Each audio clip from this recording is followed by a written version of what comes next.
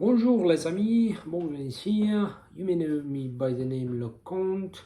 So today's video about how to sell your website if you're working in the niche of online casino gambling, if you own a casino or casino affiliate website.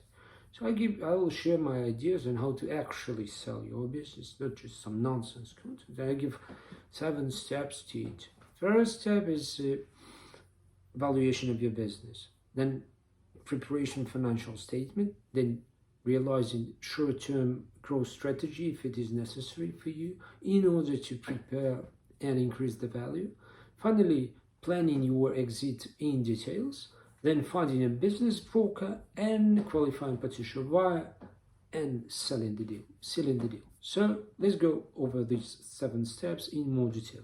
As I was saying, firstly, it all starts from valuation of your business. If you have an online casino affiliate website, for example, you want to know how much does it cost. So most of the time you will use times revenue or times earning financial model to arrive at your price. So it starts from how much you earn today to have your price.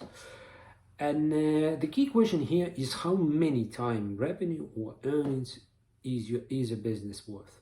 So I will give a separate video on this. Let's just say that it depends on the market. I prefer go by revenue. Some will go by EBITDA. Some will go by discretionary earning principle. Some will also use discounted cash flow and so on. So, but most of the time for online casino affiliate business, it will start from 2.5 to 3.5 times your yearly revenue. Well, and they can be factors that actually influence this earning multiplier, which includes the industry trends, some marketing function, your SEO, and so on, some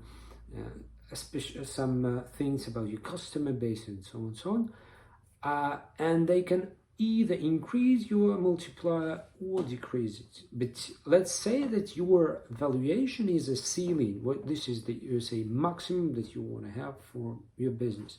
Your actual price will be firmed down further in negotiation.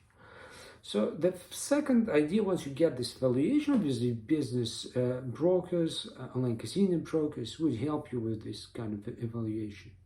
Once you get the numbers, you get to prepare your financial statement and your assets in order to get a clean exit. So what does it mean? It means that you must have your financials proper in place. So it means a statement of taxes, revenue statement, tax returns if you have, probably for 1 to 3 years in time, if possible.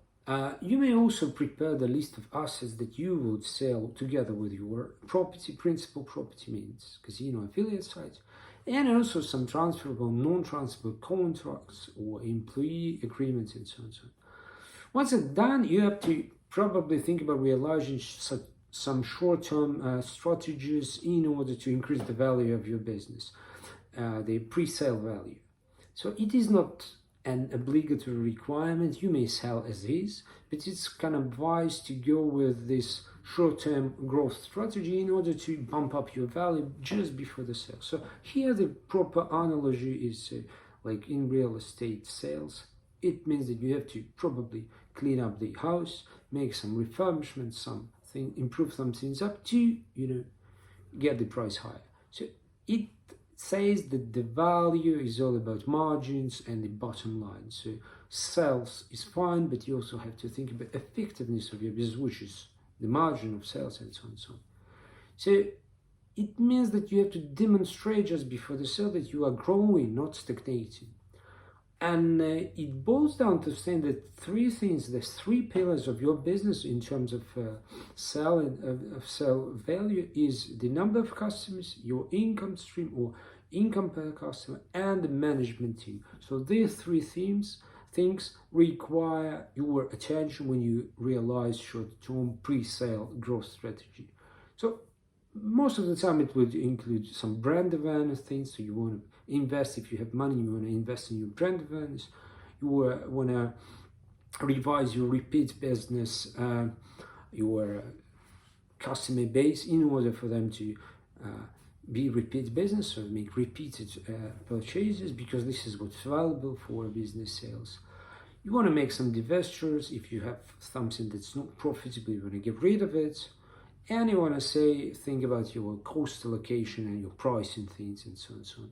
These are basic things. I will discuss them in separate videos too, but it's fine to do like this pre-sale increase of value of your business. Then it's good to plan your exit, because planning your exit is not just arriving at this decision to sell something just off the blow. So most of the time it requires consideration. So good statement, good ideas, a good motivation for sales is for selling your business is when you need a capital, for example, and you don't have it. So it's good to sell things when they need to scale up and you feel you cannot give it to them. Also, if you kind of want to diversify your portfolio of assets, it's also good motivation. Because motivation is something that you use in negotiation too. You have to substantiate what you do.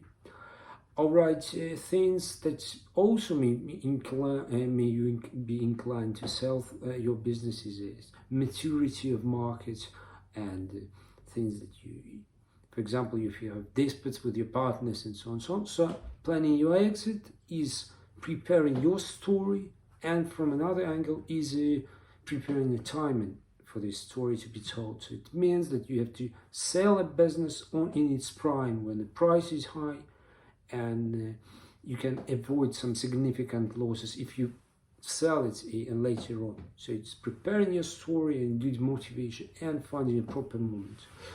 All right, finally, the fifth thing is finding a business broker. So business broker is inevitable, is an important part of the sale process itself. And what a business broker may do for you is, for example, help you grow your business to its prime before selling it. Also, it is the business broker who can help you write or create a business story for sale and communicate it. Obviously, it's very important when you get the brief, when the potential buyers would apply, you get the brief properly set up and properly written. Also, business brokers locate potential buyers. They actually want to be an inevitable thing in order for you to make the deal happen. So they find the buyers, they pre-screen potential buyers in order to understand whether or not they have money and whether or not their business is complementary, if they can give you a proper price too. All right, what's not being told, but what's really important also is that business brokers can do some tricks in order for you to get the right price, including get not one, but you get multiple buyers, because when there's a buyer, but there's a tension between buyers, the price and the time set for this deal can be right. So price is high, time set is short, so you want to get your money faster.